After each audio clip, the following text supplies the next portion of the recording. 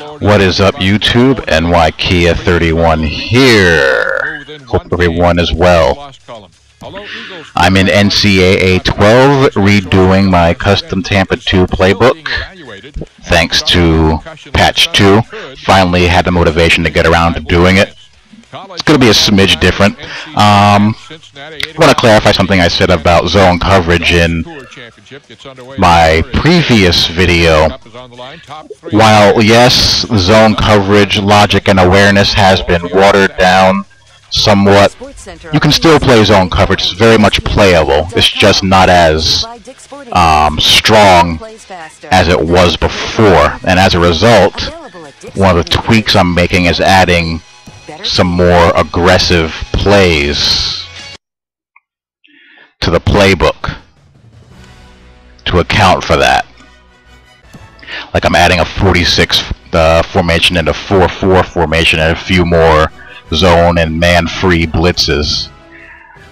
But anyway, I'm in the mood to yap about some football.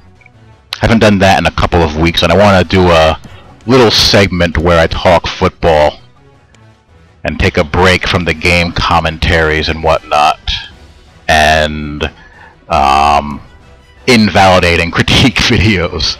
But anyway, since I have Ncaa 12 in, why not start out with some college football yapping?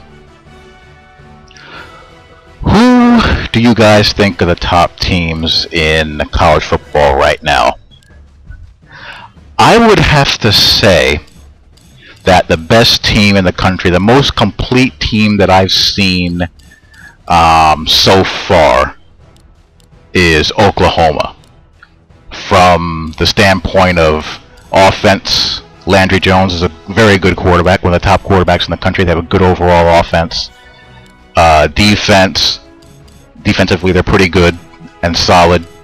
Specials and coaching, I think they're the most complete team from top to bottom. Behind them, I would have to go with Alabama. And I would have Alabama #1 because I think Nick Saban is the best coach in the country. I think he is, the standard of what a college coach, should be. Defensively, they're lights out as usual. They're ridiculously well coached and prepared all the time. But offensively, I think they can be stymied and they can lose a 17-10 type game on the wrong day if someone catches a break or there's a fluke play somewhere or what have you. But they're the type of team that you're going to have to, punch in the face to beat them. You're going to have to beat them. They're not going to make mistakes and beat themselves. And #3, I would have to go with Crazy Les and the boys. LSU.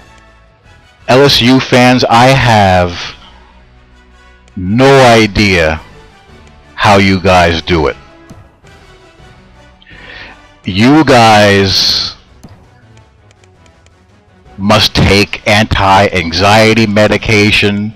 You guys must do something because, watching a team coached by that man drives me insane, and I don't have a rooting interest in LSU. So I can't imagine, what rooting for LSU must be like. When you actually have a rooting interest in the game. For a team that is that talented, they play some of the ugliest brand of football I've ever seen. Defensively they're lights out, but offensively they're just a absolute eyesore. It's, amazing. But I gotta give Les credit, The results speak for themselves. Crazy Les, and he hasn't screwed anything up yet so far. They have an interesting game this week, going up against West Virginia, headed to Morgantown. That's a tricky road game. I don't think West Virginia is as good as them talent-wise, but they run a good offense. Holzman's running that air raid at West Virginia now. Typical West Virginia type team with a lot of athleticism on offense. Defense can be suspect, but they're the class of the Big East. They've been the class of the Big East consistently for several years. They have to be respected, and especially on the road. So I think they'll get it done. But again, it'll probably be a little bit more nerve-wracking than it should be.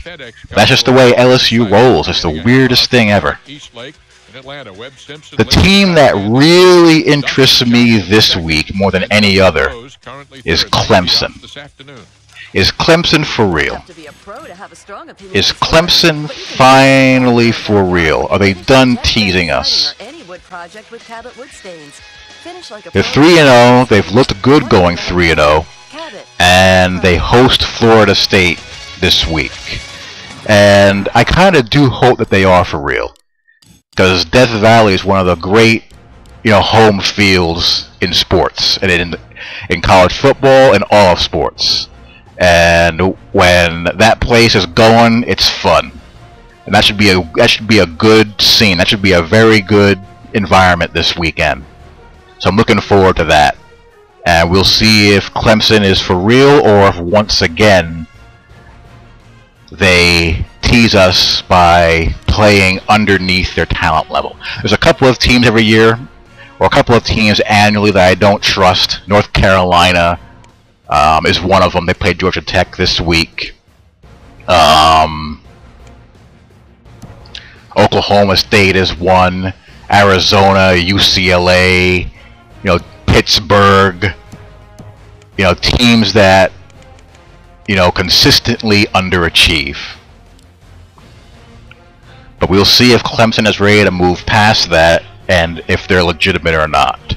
So that's a very interesting game. I'm very interested to watch that game and see how it plays out. USF 3-0. USF. Down here in Central Florida in Orlando where I live, UCF gets the ink, but USF, I think, is the better program. And they've looked pretty good.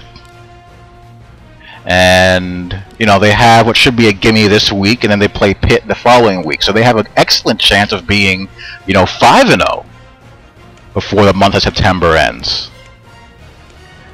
Texas.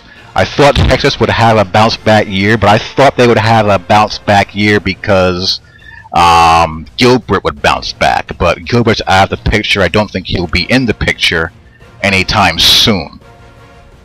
But Texas is 3-0, and we'll find out more about them when it comes time for the Red River Shootout. But so far, they're showing signs of being a solid, top 20 type team. They're not going to be threatening the top 10, I don't think, this year, or maybe not next year. But I think they're in that 15 to 25 range right about now. And of course, I gotta plug Notre Dame. I have to be a homer for my Fighting Irish. And they gave me a win. And I don't know if the win is a result of Michigan State maybe being a little bit overrated, or Notre Dame with their backs against the wall, coming out swinging. But once again, these turnovers, my goodness. Notre Dame has a good offensive team. They have a very good offensive team. They can score points. They can move the football. Michael Floyd is a beast. Tommy Rees isn't the, ideal dual threat, spread type of QB, but, he leads. The team seems to respond to him. And, he's just a guy who, has the intangibles you look for from, as a quarterback. But the turnovers are just a mess. The weaknesses Notre Dame has are weaknesses that can be coached, I think. The turnovers you can coach. You can coach, busted assignments up. I mean, they're not quite as talented on defense as I would like yet, but I think Notre Dame has a chance, outside of the Stanford game, to win the rest of their games. And a 9-3 Notre Dame team is going to go to a good bowl game. So I think that is right there in front of them to do. It is possible. That's basically it. Whether it's likely remains to be seen, but it is possible. What else sticks out as far as college football? The Zucker, Ron Zook in Illinois, 3-0. And Georgia Tech checking in. They got North Carolina this week.